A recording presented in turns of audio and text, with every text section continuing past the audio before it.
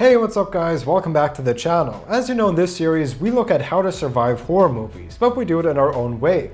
In the video, we'll cover the bad choices, the good choices, and the big mistakes you need to avoid to survive until the end. Today, we're looking at Paranormal Activity 3, where we go back to 1988 to see what happened during the childhood of the sisters Katie and Christi, the protagonists from the last two entries. The movie starts during Katie's birthday, and I hope they're careful because it looks like John Wayne Gacy made an appearance. We see that Christi plays with her imaginary friend who she calls Toby. We're also introduced to the mother, Julie, and her boyfriend Dennis. He's a videographer who's always filming everything. One night, Dennis and Julie record themselves smoking a blunt and they try to make a special video. But Julie keeps feeling like there's something nearby watching them. Maybe the demon wants to make it a threesome, who knows. Suddenly an earthquake hits. Both of them run out of the room but leave the camera standing. It then tips over and points towards the door. When some dust falls from the ceiling, it lands on a figure standing in the room. But a few seconds later, it walks away and the dust shakes off. When Dennis reviews the footage, he notices how strange this is. He also shows it to Julie, but she doesn't believe him. And the fact that she doesn't is a little bit weird, because she herself sensed that something was off that night. She constantly looked around the room as if they weren't alone. If anything, this should confirm her suspicion. What's important to notice here is that it's not just dust landing on some invisible object, but it shapes what looks like a shoulder and a head, indicating that it's some sort of humanoid, which we see in the later movies. Also, when the creature walks away, footsteps are heard. It's understandable that Julie doesn't instantly think that there's a demon, but it should seem a little bit suspicious. So Julie ignores it and tells Dennis, "This has to be erased and this has to be erased, or we're never having sex again." And they never had sex again. But Dennis wants to see if he can capture anything else, so he sets up two cameras throughout the house, one in his bedroom and one in the girls'. By the way, if he does happen to find anything on that second camera, that will be tough to explain. I mean, he's recording these kids that he's not related to as they're sleeping. I mean, even in the 80s, that must have been weird. 4 nights later, the girls are camping outside while the adults are sleeping in their bedroom. But late at night, loud footsteps are heard running around the house and the lights start going on and off. They gotta watch out, man. It looks like the demon is gonna increase their electric bill by like 2 cents. Eventually, Dennis checks out the other rooms but finds no one. Julie looks after the girls outside and Dennis follows her, but they notice that the door that leads to the garden is locked. Strangely enough, they completely ignore this event too. Again, they don't have to instantly jump towards thinking that it's something supernatural, but I'd want to know who was in the house. It couldn't have been either one of the girls because the door that leads outside to the backyard was locked from the inside. And if Dennis would look through the footage, he would also see their bedroom door closing all by itself while he's in Christie's and Katie's room. Over the next few days, Dennis collects more footage of really strange things happening. Shutters close by themselves, lamps start shaking, and most notably, we see both Katie and Christi playing Bloody Mary in the bathroom. They say the name 3 times in the mirror with the lights off, but nothing seems to happen. Afterwards, the two leave the room, but keep the camera recording. About 10 seconds later, we see a door slightly opening by itself, and then a loud bang is heard. I still don't know what happened here, but it's definitely not normal. So Dennis and his assistant Randy watch all of this footage and they both believe that there's something supernatural. This is a surprisingly good choice compared to the second movie, because there they recorded a lot of the strange things happening but never checked the cameras. Dennis then sets up another camera which rotates back and forth to capture the entire living room. One day, Christi plays with her stuffed animals and Toby, who she describes as an old, tall man. Katie then interrupts her and tells Christi that this ghost isn't real and she's a baby for having what she thinks is a fake friend. Christi then tells her that Toby is actually in that small dark room in the corner. Katie, for some reason, goes inside there to check, even though she can clearly tell from the outside that it's completely empty. If that were me, I would need to check that room, because it's either no one, a demon, or some type of Jared Fogle situation, and I don't want to see either one of those. Anyway, once she's inside, the door shuts very abruptly, and Katie yells at her sister to let her back out. Shortly before the mother comes upstairs, the door opens, and Katie is pretty upset. Then the camera continues to record as the door to that room moves once again all by itself. Now, even though Dennis looks through all of these strange things, he never really does anything about it. At first I thought that he doesn't think that the ghost has bad intentions, but he asks Randy to get a book on demons and ghosts. Randy decides to steal the book from the library and it tells him that it's probably evil. At this point, he has a lot of video footage to confirm his suspicions about what's going on. And since demonologists and psychics are real in this universe, what he can do is get the help of a priest or someone like that to understand what it is that's in his house and what he should do. This is what Katie did in the first movie, and it gave her a lot of meaningful information. They found out that it's evil and they shouldn't interact with it. This could help Dennis decide what he should do next. That evening, Dennis and Julie go out for dinner while the kids stay at home with a babysitter. After the adults are gone, they all play for a little bit, and at 9 p.m. she puts them to sleep. As in, she brings them to bed, she doesn't kill them.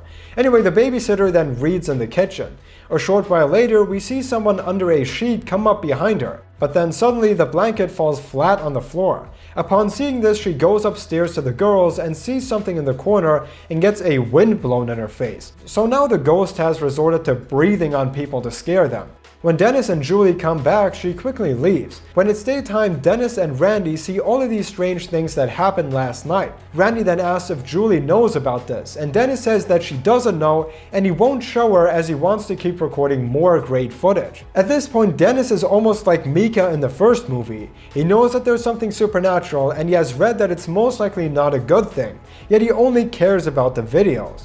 The fact that he won't share any of this with Julie to let her know that her own children are doing very strange things is extremely selfish and dangerous, and telling her could speed up the process of them finding out what's wrong with the kids. The next day, Christi is sick, so Dennis and Julie take her to the doctor while Randy takes care of Katie. So now Randy, the guy who's always late for work and steals books from the public library which you can get for free, he is tasked to look over a child.